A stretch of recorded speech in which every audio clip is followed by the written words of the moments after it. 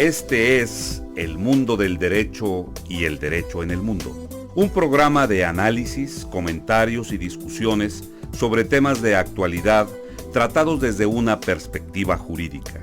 Y ahora con ustedes, el doctor Carlos Gabuardi. Bienvenidos a su programa El Mundo del Derecho y el Derecho en el Mundo. Quizá uno de los temas de mayor preocupación para la humanidad en estos momentos es la cuestión del cambio climático. Sus implicaciones son, yo diría, de trascendencia global, de trascendencia internacional y de implicaciones no solamente para toda la comunidad internacional, sino para todos y cada uno de nosotros. Y para tratar sobre este tema y sus implicaciones jurídicas y sobre la manera en que esta cuestión está siendo tratada actualmente, tengo el gusto de recibir en esta ocasión a la embajadora Ana Elizabeth Villalta. Ella es embajadora de carrera del Ministerio de Relaciones Exteriores de la República de El Salvador. Es graduada de la licenciatura en Derecho de la propia Universidad de El Salvador, en donde obtuvo el título de abogado y notario, y también cursó en esta misma universidad el programa de Relaciones Internacionales, así como posteriormente obtuvo una maestría en Comercio Internacional. Su participación en el Ministerio de Relaciones Exteriores de la República de El Salvador ha sido muy importante. Ella fue durante 16 años miembro del Comité Jurídico Iberoamericano. También ha ocupado posiciones muy importantes dentro del propio ministerio. Está listada como árbitro en la Corte Internacional de Justicia y actualmente es la directora general de Soberanía justamente allá en la República de El Salvador. Desde el punto de vista de las organizaciones internacionales académicas a las que ella pertenece, se pueden citar muy principalmente la Academia Mexicana de Derecho Internacional y Comparado, la Academia Americana de Derecho Internacional Privado y también el Instituto Ibero-Luso-Americano de Derecho Internacional. Elizabeth, muchas gracias por haber aceptado la invitación para compartir conmigo estos micrófonos. Y quizá la primera pregunta con la que me gustaría iniciar nuestra conversación es preguntarte sobre qué es el cambio climático, hasta dónde llegan sus implicaciones desde un punto de vista real y cuál es la importancia que el cambio climático tiene, en qué medida nos afecta a todos, a cada uno de nosotros, así como a todos los países del Concierto de las Naciones. Bueno, primero decirte, Carlos, que para mí es un privilegio y un honor estar en tu programa El Mundo del Derecho y el Derecho en el Mundo. Es un privilegio estar aquí con todos ustedes y en este tema que tú has reseñado muy importante, como es el cambio climático. El cambio climático, en lo que tú me has preguntado, es prácticamente un calentamiento global de la Tierra, y esto lo que provoca muchas implicaciones jurídicas, como lo que es la elevación del mar, como lo es también las inundaciones, los terremotos, los tsunamis, las olas de calor,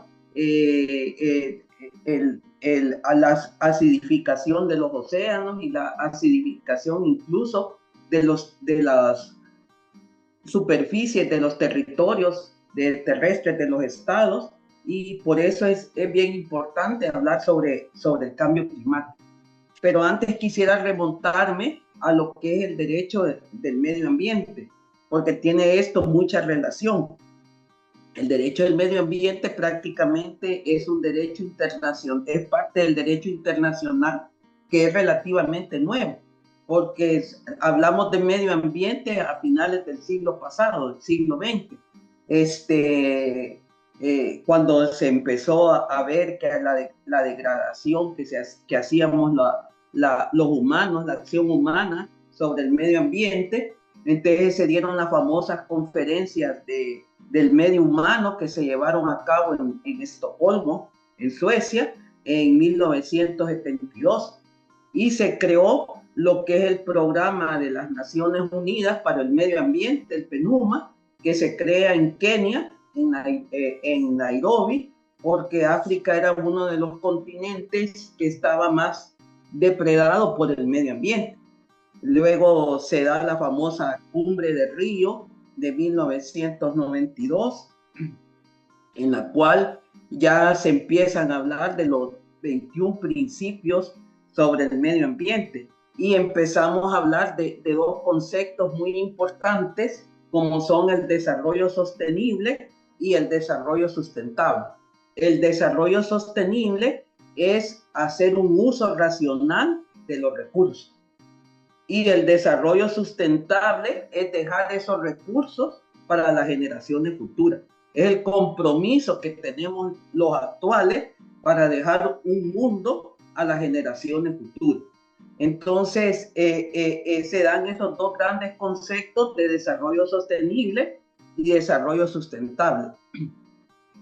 Y se dan una serie de convenciones, como la Convención sobre Cambio Climático, la Convención sobre Diversidad Biológica, se da el Protocolo de Kioto, el Protocolo de Nagoya, y empieza a hablarse de lo que es pues, el derecho del medio ambiente. Y ya también es concebido como un derecho humano de tercera generación. Todo esto es necesario para conservar el equilibrio ecológico en el mundo. Pero ¿qué es lo que ha pasado? Las grandes industrias, la tecnología, la urbanización ha hecho que empecemos a quemar combustibles tóxicos, como lo es el petróleo, como lo es el carbono, el gas natural, y también empezamos a ocupar en forma desmesurada la energía. Entonces, la tecnología, así como nos da una globalización y nos da un acercamiento a todos, también la tecnología ocupa mucha energía y esta energía también destruye el medio ambiente. Por eso se dice que es necesario buscar otras alternativas, como es la energía solar, la energía eólica, la energía hidráulica, que es una energía renovable y no la energía tradicional, que es una energía no renovable. Y lo otro es la urbanización. Estamos depredando prácticamente montañas, botando árboles para las construcciones de complejos habitacionales, grandes fábricas, y prácticamente estamos depredando la parte ecológica del planeta. Esto ha hecho que se dé, pues, que el efecto invernadero ya no pueda darse en la atmósfera. El efecto invernadero es que en la atmósfera los gases que subían, la misma naturaleza hacía que estos gases fueran succionados por la atmósfera. Hoy la atmósfera no puede hacer totalmente su trabajo y parte de estos gases caen nuevamente a la Tierra. Y eso provoca en el territorio terrestre un calentamiento global y en los océanos igual. Otro calentamiento, y este calentamiento provoca un deshielo de los glaciares. Y entonces esto hace la elevación del mar. Entonces, porque antes, lo normal, en tiempo de verano, es que los glaciares se deshelaban, pero en tiempo de invierno volvían a glaciarse. volvían a ser. Claro. Ahora ese fenómeno ya no ocurre. Entonces los glaciares ya se deshielan y prácticamente se derriten y eso entra al mar. Y eso está provocando una elevación del mar y además un desquebrajamiento en la flora y fauna marina de los glaciares. Ustedes han visto anuncios donde los osos polares dicen, ayúdenme que me estoy derritiendo. Entonces, esa fauna marina corre un grave peligro, o sea, los osos polares, las morsas, las focas, los pingüinos, porque ellos, su hábitat son precisamente los glaciares. Y igual pues la flora marina de esas regiones, pero lo más delicado es también la elevación del mar, porque la elevación del mar está produciendo que algunos estados pequeños insulares, como estados que están en atolones, estos estados estén sumergiendo. Y parte de estos estados se estén perdiendo. Entonces, la Antártida, por ejemplo, en el sur de la Antártida ya hay grandes deshielo. Y eso ha provocado una elevación del mar prácticamente en todo lo que son los pequeños estados insulares de Oceanía. Hay estados que están afrontando que se han sumergido parte de su territorio, como lo son Tuvalu, como lo son la Kiribati, las Islas Cook, las Islas Marshall. Entonces, todos estos pequeños estados insulares están sufriendo esta elevación del mar. Y este calentamiento global, tanto en los océanos como en la tierra, está provocando todos estos terremotos. Ustedes han visto que actualmente es noticia mensual que en un país determinado del mundo se dio un fuerte sismo, se dio un fuerte terremoto, se dan tsunamis, se dan depresiones tropicales, se dan huracanes, grandes lluvias, olas de calor, sequías, y todo esto es el cambio climático. Entonces, porque el calentamiento global de la Tierra tiene que llegar al 1.5 grados centígrados, lo menos que puede llegar. Y si eso sucede, que bajamos del 1.5 grados centígrados, prácticamente va a ser una alerta roja para el planeta. Entonces, todo eso pues es parte de lo que tenemos que saber, que es prácticamente la acción humana la que está provocando este cambio climático. Esto ha hecho que varios estados, pequeños estados insulares, presenten opiniones consultivas ante tribunales internacionales. Una de las opiniones consultivas fue pedida por Tuvalu al Tribunal Internacional del Derecho del Mar.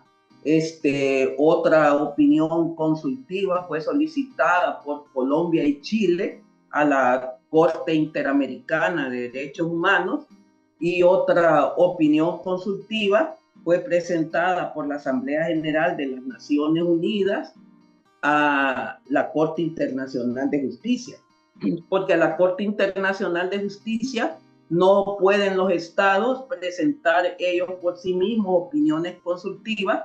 Las opiniones consultivas solo pueden ser solicitadas por el Consejo de Seguridad de las Naciones Unidas o por la Asamblea General de las Naciones Unidas. Entonces, la opinión consultiva fue presentada por la Asamblea General, pero tras una petición a la que se sumó gran parte de los 193 estados miembros de la ONU, que fue solicitada por Vanuatu, que es uno de los pequeños estados insulares que están en Oceanía. Y que se están hundiendo en el mar. Y que se está hundiendo, se está sumergiendo en el mar. Son las 3 opiniones consultivas que se presentaron el siglo pasado, perdón, el año pasado, en el 2024. Esto ha provocado también no solo que los estados se sumerjan, sino que al sumergirse entra el agua salada subterráneamente a los estados y está acabando con los pozos de agua dulce. Y esto está ocasionando la muerte de la flora y la fauna en esos estados, porque los animales no pueden tomar agua salada y los cultivos, las plantas también mueren con el agua salada. Entonces, esto ha provocado otro problema de mayor envergadura, que son los desplazados por el cambio climático. Hay una serie de personas que ya no pueden vivir en esos estados que están sumergidos digamos, a una tercera parte del estado, y entonces se ha dado este desplazamiento de personas por cambio climático. Esto ha hecho que se mueva la OIM y que se mueva el ACNUR y el CICR, porque no se ha determinado hasta ahora si son migrantes por cambio climático, migrantes forzados por cambio climático o refugiados forzados por cambio climático, que son 2 instituciones, ustedes saben, totalmente diferentes. Los migrantes, pues los regula la Organización Internacional de Migraciones, pero los migrantes, pues no tienen un estatuto tan fuerte, son más vulnerables porque los migrantes dependen de la regulación de los estados, que la categoría y el estatus que le van a dar al migrante. En cambio, el refugiado, que ya es parte del estatuto de 1951 sobre los refugiados, cuando se da refugio a una persona, los estados estamos obligados a darle una residencia temporal al refugiado y a respetar el principio de no devolución. Entonces, el término refugiado protege más los derechos humanos de estas personas desplazadas que el término de migrante. Pero hasta ahora, pues, no hay un acuerdo. La Corte Internacional de Justicia todavía no ha dado su resolución sobre la opinión consultiva. Es una de las cuestiones que los estados han sometido, si las personas desplazadas van a tener la categoría de migrantes o van a tener la categoría de refugiados. Sí, me parece que esto es increíble y tiene mucho más aristas de las que uno se podría imaginar en un principio. No se trata única y exclusivamente de que esté haciendo mucho más calor. Se trata de que el ecosistema global se está modificando y, por ejemplo, nosotros, los que vivimos en zonas desérticas o semidesérticas, estamos sufriendo la falta de agua y las regiones costeras están sufriendo hiperhuracanes con unas fuerzas y vientos increíbles y unas lluvias totalmente destructivas. Esto es desde el punto de vista de fondo, pero ¿qué se está haciendo jurídicamente a nivel global y a nivel internacional para atacar estos problemas? Sí, lo que se está haciendo fueron estas opiniones consultivas, que si bien es cierto, ninguna de las 3 es vinculantes. Las opiniones consultivas, de acuerdo pues tanto a la Convención Americana sobre Derechos Humanos, al Estatuto de la Corte Internacional de Justicia, el Estatuto del Tribunal del Derecho del Mar, no son vinculantes, sino que llegan a formar parte pues de la doctrina del derecho internacional. pero los pequeños estados insulares van a tomar como base estas opiniones consultivas que están dando estos tribunales para presentar demandas fuertes ante los estados más desarrollados, que son los que prácticamente hacen una mayor contaminación y provocan más el cambio climático.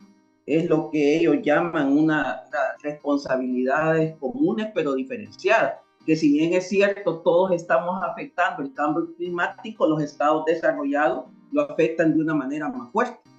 Entonces, eso es lo que están esperando estos estados para poder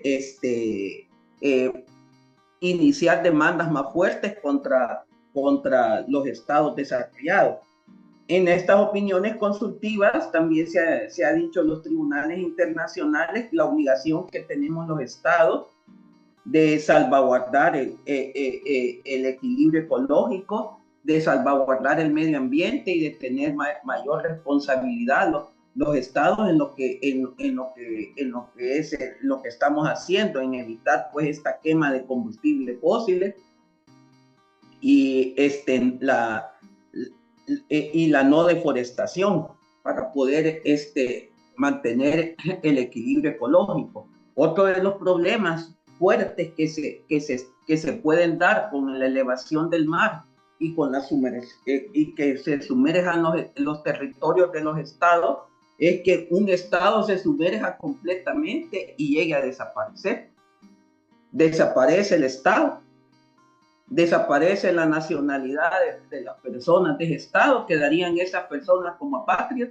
Como apátridas, claro. Entonces, ese es otro de los problemas serios que se puede dar, que un estado se sumerja totalmente y que pierda su territorio. Entonces, que es uno de los elementos esenciales del estado. Y que la población, como desplazados por el fenómeno migratorio, se vayan a otros estados y entonces también el estado pierde la población. Entonces, ese es otro de los problemas que se tienen que resolver. Sé que la Comisión de Derecho Internacional de las Naciones Unidas está estudiando este tema y porque es un tema que aflige mucho pues a la propia organización. El secretario general de las Naciones Unidas ha manifestado que no podemos seguir destruyendo el planeta y que si bajamos al 1.5 de grados centígrados más abajo, prácticamente hay una alerta roja en todo el mundo. Entonces, estos pequeños estados insulares han manifestado una teoría que tiene que estudiarla no solo la Comisión de Derecho Internacional, sino que DUALO, que es la División del Mar en las Naciones Unidas, porque ellos dicen que debe haber un congelamiento de las líneas de base. Ustedes saben que todos los estados tenemos, pues, donde iniciamos nuestros espacios marítimos, que pueden ser líneas de base de la más baja marea o líneas de base recta. Todos los estados hemos iniciado nuestros espacios marítimos con estas líneas de base. Entonces, estos estados dicen que debe haber un congelamiento de las líneas de base, porque esas líneas de base están registradas en Naciones Unidas y que por lo tanto el estado no desaparece y conserva sus espacios marítimos. Claro. Entonces, esta es otra de las teorías que están exponiendo estos estados en estas opiniones consultivas. Y lo cual daría pie a estados con un territorio submarino en lugar de territorio de superficie como actualmente lo conocemos. Entonces, así dicen ellos que se conserva la nacionalidad y no desaparece el estado, porque estas personas que en ese estado sumergido ya no quedarían apátridas, sino que quedarían con la nacionalidad del estado, pero tendría que hacerse el congelamiento de las líneas de base. Entonces, todo esto es parte del desarrollo progresivo del derecho internacional, porque el derecho internacional se caracteriza por eso, por ser de desarrollo progresivo. Entonces, que tiene que ir regulando los fenómenos que se van dando. Así Claro. vaya, como nació el medio ambiente, tuvo que regular todas las convenciones sobre el medio ambiente. Se dio el crimen organizado internacional y se tuvieron que salir las convenciones sobre el crimen organizado transnacional, como es Palermo. Entonces, así es una tarea fuerte que tiene tanto la Comisión de Derecho Internacional de las Naciones Unidas como la tiene también la División del Mar de las Naciones Unidas. Entonces, es un tema de tan importancia actualmente que tanto la ONU como la OEA están estudiando este tema de la elevación del mar y de las implicaciones jurídicas. También el Comité Jurídico Actual Interamericano de la OEA ha estudiado también mucho esto de la elevación del mar.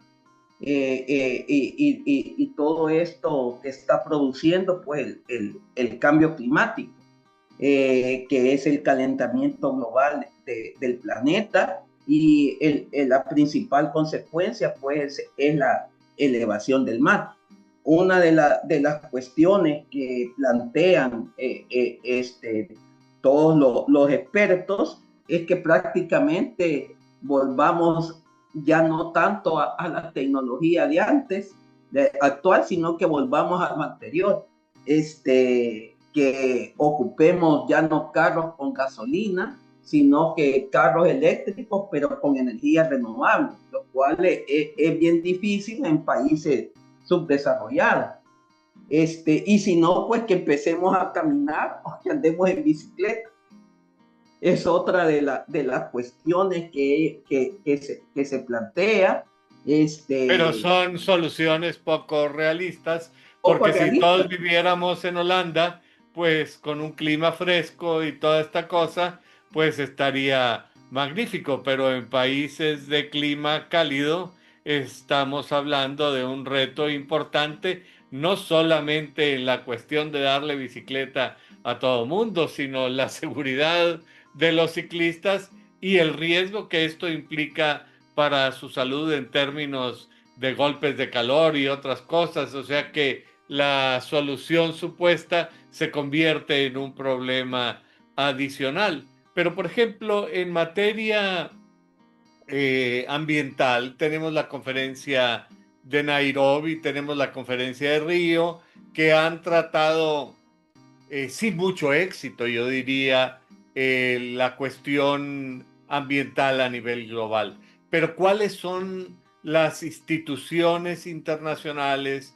¿Hay conferencias internacionales dedicadas a la cuestión de cambio climático?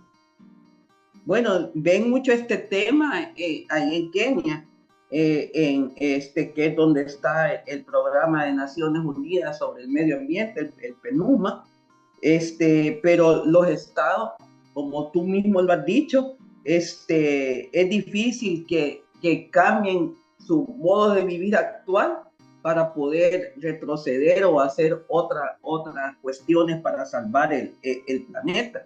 El problema es que cada vez lo estamos dañando más, y si tú te fijas, cada vez hay más tormentas, más huracanes, más depresiones tropicales, más terremotos, incluso las olas de calor están provocando enfermedades en muchas personas. Ahora hay más enfermedades renales, hay más enfermedades cardiovasculares, y todas esas enfermedades son producto del calentamiento global.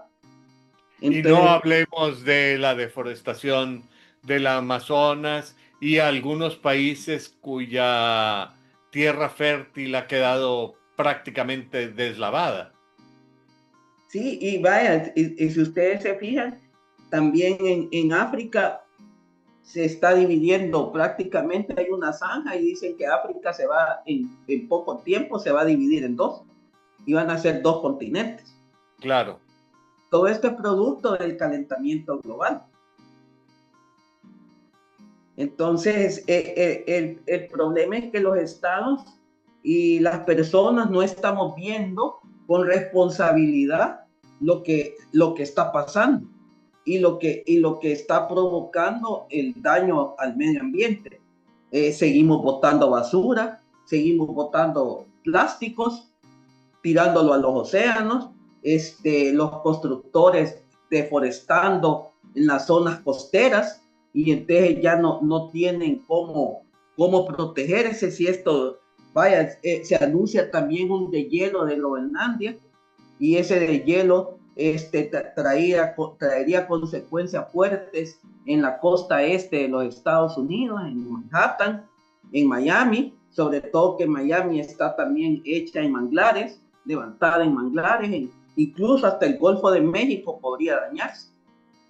Sí, entonces, claro, toda esta cuestión de la acidificación del mar a la que tú te estás refiriendo, y por ejemplo nosotros en México claramente tenemos un problema gravísimo con la redistribución del mar de los sargazos, que está afectando zonas turísticas muy importantes, pero me parece que desde el punto de vista individual y desde el punto de vista de asociaciones comunitarias, poco es lo que se puede hacer, pero veo una especie de crisis entre el derecho internacional basado en la soberanía de los estados, este es un tema en el cual tú eres experta, y la creciente importancia de cuestiones globales que parecen trascender la soberanía de los países.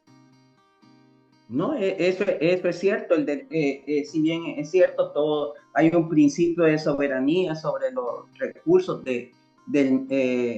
ecológicos, está en los principios pues, de la Cumbre de Río, en los 21 principios, el principio de soberanía sobre los recursos ecológicos, pero la verdad es que no los estamos cuidando como los estados como lo deberíamos de cuidar.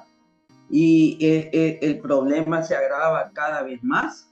Imagínate hoy con cuántas guerras, la quema con energía nuclear, ya son más combustibles tóxicos, más que el petróleo, el gas y el carbón. Entonces todo eso va a degradar más el planeta, y todo eso va a provocar un mayor calentamiento global y otra más fuerte elevación del mar. Por ejemplo, actualmente se establece que el mar ha subido entre el siglo XIX y el siglo XX unos 50 centímetros de elevación del mar. Aparentemente se ve poco, pero para las costas es bastante. Y, sí, claro. Si seguimos así, para el 2100 se puede haber 1 metro de elevación del mar. Y eso va a ser catastrófico, porque varios estados van a perder sus costas, su turismo costero. Entonces, claro, todo esto es problema si siguen todo esto. Si no vemos con detención los estados y las personas el cambio climático. Ahora pues todo esto del desarrollo sostenible es parte que también se ven en los instrumentos internacionales. Por ejemplo,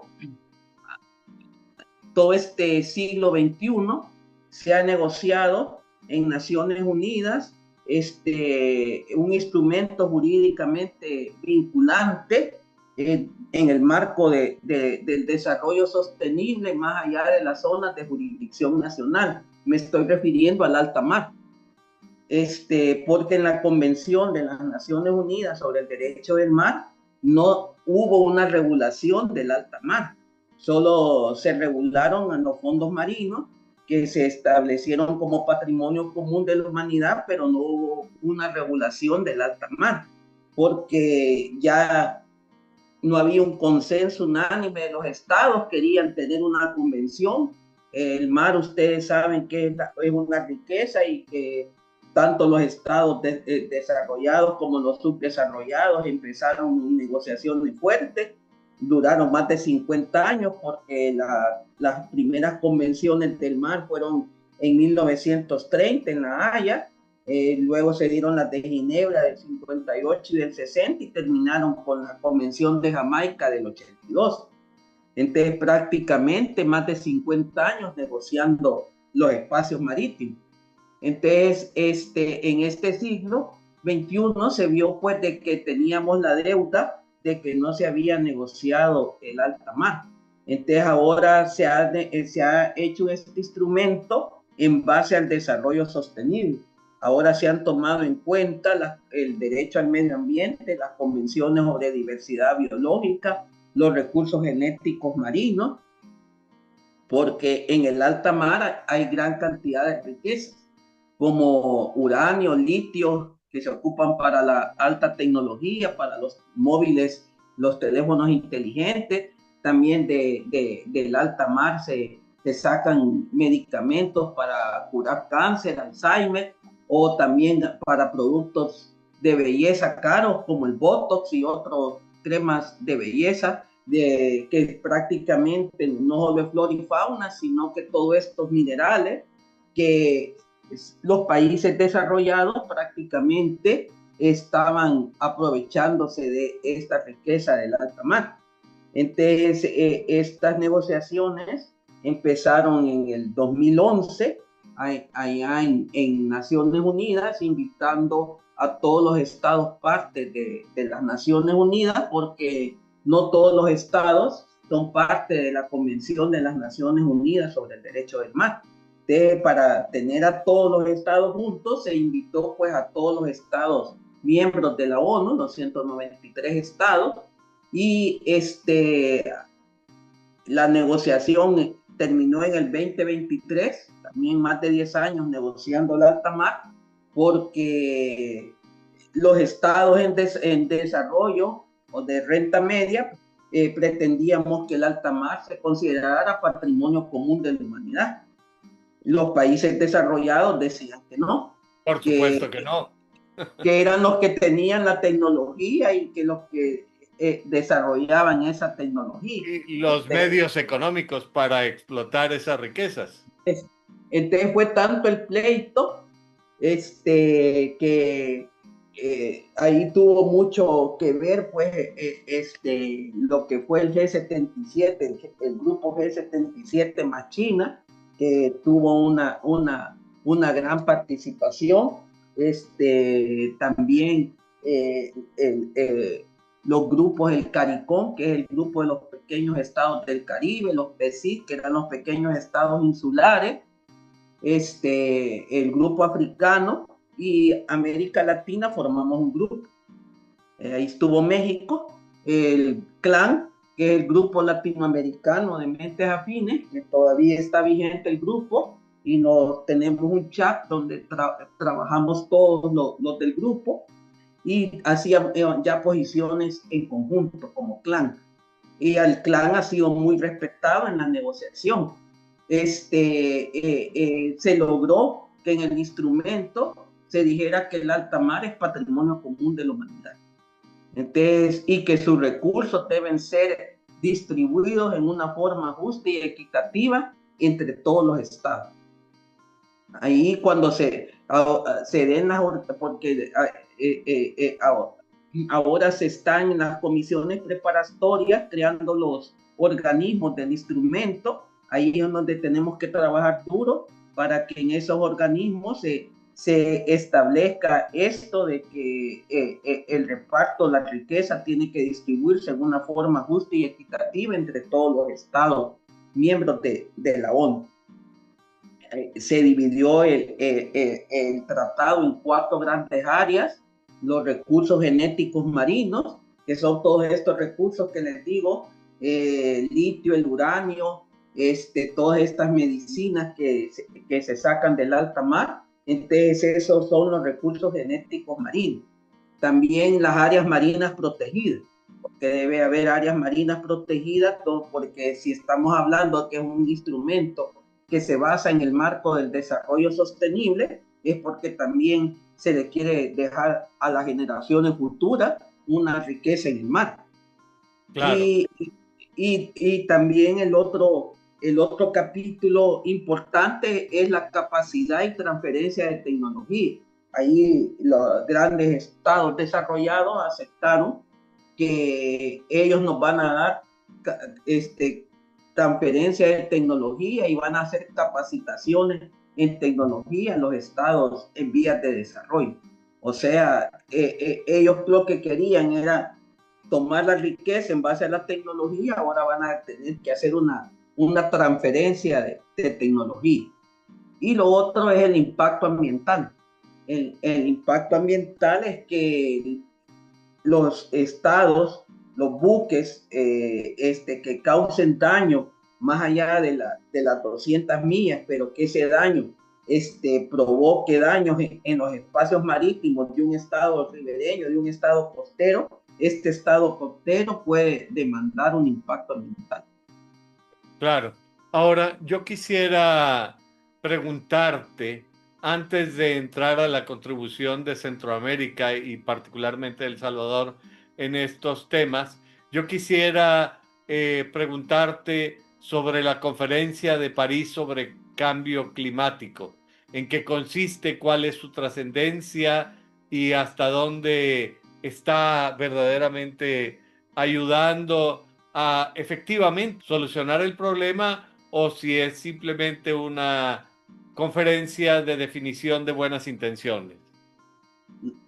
Esta conferencia sirvió mucho para estas opiniones consultivas, para las 3 opiniones consultivas que se dieron tanto en la Corte Interamericana de Derechos Humanos como en el Tribunal Internacional del Derecho del Mar, como en la Corte Internacional de Justicia.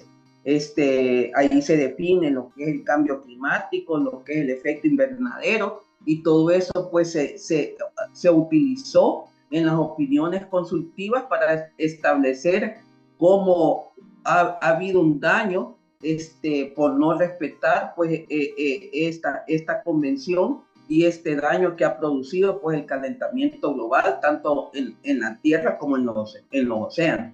Entonces sí ha sido muy ocupado pues el Acuerdo de París. Y el Acuerdo de París en un momento determinado, ¿cuántos países miembros tiene en este momento y cuál es el auténtico compromiso de las naciones con este problema del cambio climático? Porque parece ser una cuestión sumamente controvertida y de alta sensibilidad política a la hora de implementar soluciones.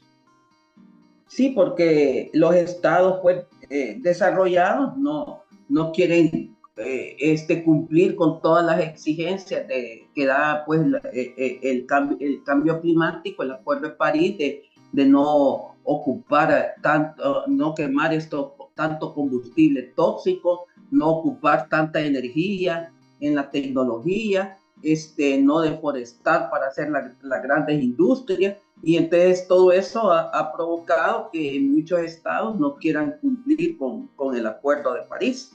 En este momento no puedo decirte cuántos estados actualmente son parte del Acuerdo de París. Yo sé que son más de 100, pero no tengo ahorita el número. Pero sí es mucha parte de la comunidad internacional que es parte del Acuerdo de París. Y me imagino que aún los estados no miembros permanecen como observadores y al tanto de lo que está ocurriendo en esta materia. Y particularmente desde una perspectiva centroamericana y desde una perspectiva salvadoreña, a mí me gustaría que tú me hicieras el favor de ayudarme a reflexionar sobre las contribuciones de Centroamérica y El Salvador a estos dos ámbitos, el ámbito del derecho ambiental considerado desde una perspectiva global y la cuestión del cambio climático. Debo, antes de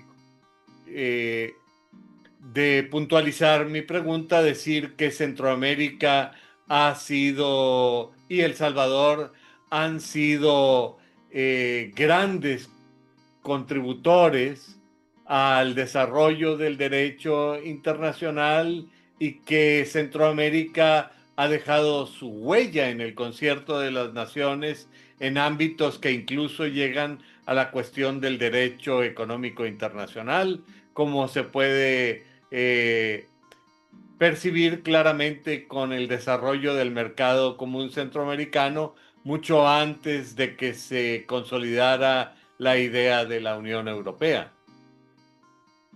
Sí, aquí en Centroamérica le hemos dado mucha importancia al medio ambiente. Incluso tú te has referido al primer proceso de integración centroamericana, que fue la ODECA, la Organización de Estados Centroamericanos, que surgió allá en 1951 con la Carta de San Salvador, y que en 1960 hicimos el Tratado de Managua el 13 de diciembre de 1960, que es el Tratado General de Integración Económica Centroamericana, por medio del cual se creó el Mercado Común Centroamericano. Pero en nuestro segundo proceso de integración, que surge con el protocolo de Tegucigalpa, que crea el sistema de la integración centroamericana, el SICA, nosotros ya le dimos mayor importancia todavía al medio ambiente, porque nuestra integración en el protocolo de Tegucigalpa no solo es política y económica, sino que es una integración multidimensional, porque nos hemos integrado en lo político, económico, social, cultural y en lo ecológico. O sea, ya el medio ambiente viene a ser uno de los ejes del proceso de integración centroamericana. Entonces, para nosotros, el medio ambiente es fundamental. Incluso se ha creado con sede en Costa Rica la CCAD, que es la Comisión Centroamericana de Ambiente y Desarrollo, que tiene su sede pues, en San José, Costa Rica, y además tenemos un esquema político que es la LIDES, que es la Alianza Centroamericana para el Desarrollo Sostenible. Incluso Centroamérica creó su propio concepto de desarrollo sostenible. Esta es de 1994. Entonces, también tomamos parte de lo que fue pues, la Cumbre del Río del 92. O sea que en Centroamérica hemos siempre visto pues, que el eje ecológico como uno de los ejes fundamentales en el proceso de integración. La Secretaría de Integración Ecológica está en Costa Rica. Ustedes saben que Costa Rica es uno de los países que más ha invertido en la parte ecológica, sí, claro. en el turismo sostenible. Ellos tienen aquel lema de pura vida, es para el desarrollo sostenible. Entonces, sí, Centroamérica ha estado muy imbuida en este tema ecológico. Incluso en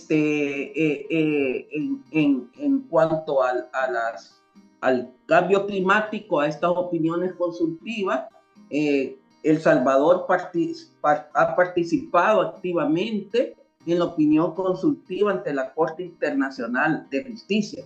Hicimos, como tiene dos procesos, por escrito y oral, participamos en la parte escrita, hicimos o sea, la solicitud escrita y participamos el año pasado a finales en la parte oral. O sea, hemos tenido pues una participación tanto escrita como oral en la opinión consultiva ante la Corte Internacional de Justicia. Y en el instrumento jurídicamente vinculante, el alta mar, hemos estado presentes en todas las reuniones desde que Naciones Unidas convocó en el 2011 hasta esta fecha. Hemos estado presentes en todas las reuniones para la creación de este instrumento jurídicamente vinculante en el marco del desarrollo sostenible, más allá de las zonas de jurisdicción nacional. Es largo el nombre, pero es para determinar que no solo es el alta mar, sino que también se ve el desarrollo sostenible. Y hemos participado con el plan desde que el plan se formó. Varios estados centroamericanos son parte del plan, como Guatemala, Honduras, Costa Rica, Panamá, República Dominicana, República Dominicana pues es parte del SICA. Somos 8 estados los que formamos el sistema de integración centroamericana. Actualmente pues están El Salvador, Guatemala, Belice, Honduras, Nicaragua, Costa Rica, Panamá y República Dominicana. Somos 8 Sí, es estados. una visión expansiva de la integración centroamericana, porque veo que cada vez se integran mucho más países y especialmente es de llamar la atención el caso de República Dominicana, que geográficamente no pertenece a la América Central, pero que es la punta de lanza para pensar que este sistema de pensamiento, porque realmente se trata de una visión con respecto a los problemas internacionales y los problemas globales, eventualmente pueda incluir otras naciones del Caribe o de otras regiones.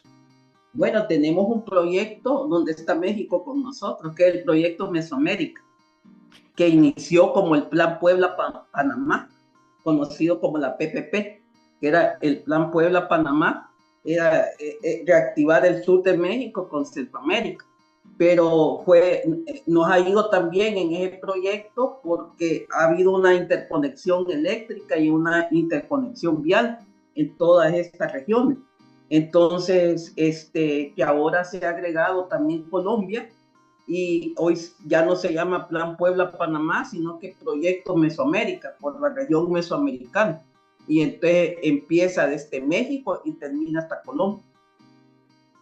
Me parece que es francamente muy importante y es una contribución de origen, creación y consolidación netamente centroamericano. Sí, y como les digo, ha permitido una interconexión en carretera. Hoy casi toda esta región mesoamericana hemos invertido mucho los estados en la interconexión vial. Tenemos buenas carreteras para andar por toda Mesoamérica. La fibra óptica, tenemos un internet a muy buena velocidad y A a muy muy buena buen velocidad, precio. me consta. Entonces, todo eso es parte del proyecto Mesoamérica y también la interconexión eléctrica. Sí, porque con franqueza es necesario consolidar eh, polos de desarrollo, de pensamiento y de consolidación económica más allá de los polos tradicionales. Sí, era necesario y es un proyecto que empezó a principios del siglo XXI y todavía no tenemos. Se acaban de reunir en la semana pasada en Guatemala los comisionados del proyecto Mesoamérica para ver los temas del futuro. Bueno, esto me lleva a mí a preguntarte o abre la puerta para que te pregunte sobre el futuro y yo quisiera primeramente referirme al aspecto sustantivo y luego al aspecto jurídico, porque aunque ambos están relacionados desde una perspectiva de orden intelectual, creo que hay que dividir los dos problemas. Desde la perspectiva de la cuestión medioambiental y desde la perspectiva del calentamiento global, ¿hay esperanza para la humanidad? Si somos responsables los estados, sí hay esperanza para la humanidad. Si no somos responsables los estados, no sé qué le vamos a dejar a las generaciones futuras. Sinceramente, si seguimos con esta forma de no parar con la deforestación, con la quema de combustibles fósiles, con guerras, no sé qué le pasará al planeta. Y creo pues que van a quedar zonas desérticas y va a ser difícil para las personas poder vivir en el futuro, poder tener una flora y fauna donde puedan ellos tener alimentos y, y cada vez van a venir más catástrofes, más terremotos, más depredación. Es aflictivo, pero los estados no lo quieren ver. ¿Y qué tan cerca estamos de los límites? ¿Qué tan cerca estamos de lo que se llama el punto de no retorno? Bueno, en Naciones Unidas, el secretario general en una de sus alocuciones dijo que en unos 50 años, prácticamente, si seguimos así, vamos a perder el planeta. Por eso es que Naciones Unidas, si ustedes ven, este siglo ha insistido mucho en los objetivos sobre desarrollo sostenible. Es uno de los principales ejes de las Naciones Unidas. Los océanos azules, la forestación, todo el equilibrio ecológico son prácticamente uno de los temas principales de la agenda de Naciones Unidas. Y en este sentido, parecería indispensable poder avanzar, pero teniendo un marco jurídico estable y bien desarrollado. Eso sin contar con que me da la impresión de que este marco jurídico no solamente parece inexistente o es muy exiguo, pero además parece que le faltan dientes. Sí, yo eso pienso que es un marco jurídico. Tenemos convenciones, pero están como disgregadas. Tenemos que tener una organización más fuerte que vea que estas convenciones se cumplan, que como tú mismo dices, que tengan dientes, que se den sanciones a los estados que no cumplan. Entonces es necesario tener un marco jurídico más fuerte en este tema del medio ambiente.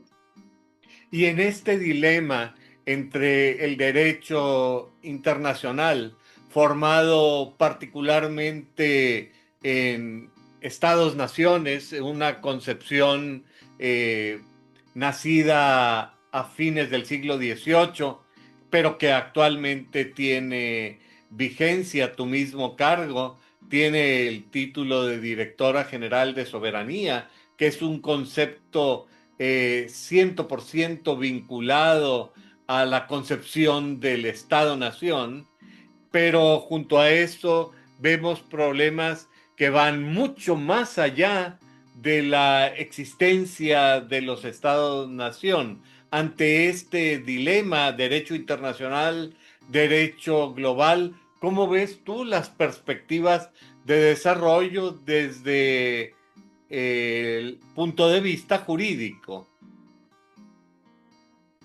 Sí, es complicado lo que presentas porque los estados, pues el principio de soberanía no lo van a descartar, e incluso es uno de los principios establecidos en la Carta de las Naciones Unidas. Y pues los estados se montan en el principio de soberanía como parte esencial, tener pues independencia en lo externo y tener autonomía en lo interno.